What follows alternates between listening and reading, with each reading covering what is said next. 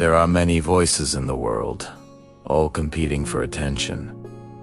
Voices that demand, accuse, rush, and confuse. But among them all, there is one voice that brings peace. Instead of pressure, truth. Instead of noise, and life. Instead of fear. It is the voice of Jesus. When Jesus spoke, he did not shout to dominate. He spoke to heal, to guide, and to restore the human heart. Jesus looked at people burdened by fear and uncertainty and said, "Do not let your hearts be troubled." These words were not spoken from a place of distance, but from compassion. Jesus understood human pain. He saw anxiety before the world had a name for it. And his response was not condemnation, but invitation. He invited weary souls to trust him, even when the road ahead felt unclear. To those who felt crushed by guilt and failure, Jesus spoke words of mercy. He said he did not come to condemn the world, but to save Italiano. This truth changes everything. Many people live believing they must earn God's love. But Jesus revealed a love that meets us before we are ready, before we are strong, before we are worthy in our own eyes. Grace was not an idea to Jesus. It was a mission. Jesus spoke often about fear because he knew how deeply it controls the human heart. He told his followers not to worry about tomorrow, not because tomorrow does not matter, but because fear steals today. He reminded them that if God cares for the birds of the air and the flowers of the field, he certainly cares for his children.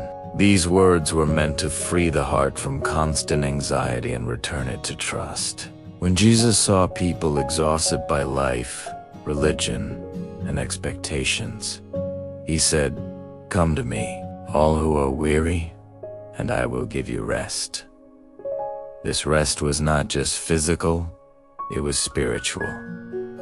Rest from striving to prove worth. Rest from carrying guilt alone. Rest from the pressure to have everything figured out. In Jesus, rest is not escape. It is renewal. Jesus also spoke words that challenged the heart. He taught about loving enemies, forgiving those who hurt us, and choosing humility over pride. These words are difficult because they go against human instinct, but Jesus never called people to what was easy. He called them to what transforms. Forgiveness, according to Jesus, is not weakness, it is freedom. Love is not passive. It is power guided by truth.